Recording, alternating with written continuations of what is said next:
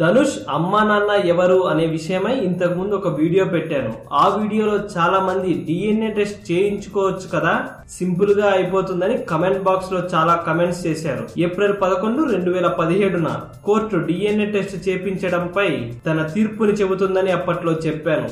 మరి 11 ఏప్రిల్ 2017 రానే వచ్చింది.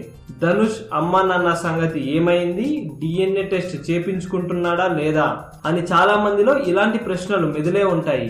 వాటికి సమాధానం కోసమే ఈ వీడియో. ధనుష్ తమ కొడుకే అని కదిరేశన్, మీనాక్షి దంపతులు చాలా గట్టిగా చెబుతున్నారు. ఆ విషయం నిరూపించుకునేందుకు ధనుష్ కు డిఎన్ఏ టెస్ట్ చేయాలని మదురై కోర్టులో పిటిషన్ దాఖలు చేశారు. దీంతో కోర్టు ధనుష్ ని డిఎన్ఏ టెస్ట్ చేయించుకోమని అడగగా ధనుష్ తరపు న్యాయవాది ఇది స్వేచ్ఛకు ఆత్మగౌరవానికి సంబంధించిన వ్యవహారం అంటూ గట్టిగానే వాదించాడు. దీంతో కోర్టు ఎటువంటి నిర్ణయం తీసుకోకుండా కేసుని వాయిదా వేసింది. ఈ మొత్తం వ్యవహారంలో ఒక ఆసక్తికరమైన విషయం ఈ మధ్య తెరపైకి వచ్చింది. అదేంటంటే కదిరేశన్, మీనాక్షి దంపతులు డబ్బు కోసం ఇదంతా చేస్తున్నారని ఇంతకు ముందు వార్తలు వచ్చాయి. కానీ ఈ మధ్య ఒక ఇంటర్వ్యూలో ఈ విషయమై క్లారిటీ ఇచ్చారు. మేము డబ్బు కోసం చేయటం లేదని, ధనుష్ మా కొడుకంటే మా ఇంటి చుట్టుప్రక్కల వారెవరు నమ్మటం లేదని, ఆఖరికి ధనుష్ కూడా ఆ విషయం ఒప్పుకోకపోవడంతో మా పరువు పోతోందని, అది నిరూపించుకోవటానికే కోర్టులో కేసు వేశామని చెప్పుకొచ్చారు.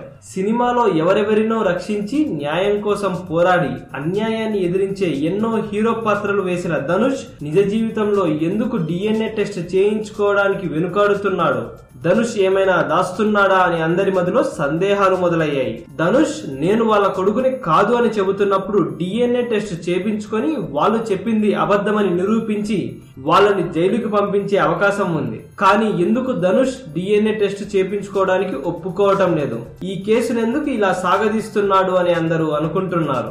ఇప్పటికే లేటెస్ట్ టెక్నాలజీని ఉపయోగించి ధనుష్ తన శరీరంపై ఉన్న పుట్టుమచ్చలని చెరుపేసుకుని ఉండవచ్చునని డాక్టర్స్ రిపోర్ట్ ఇచ్చారంట.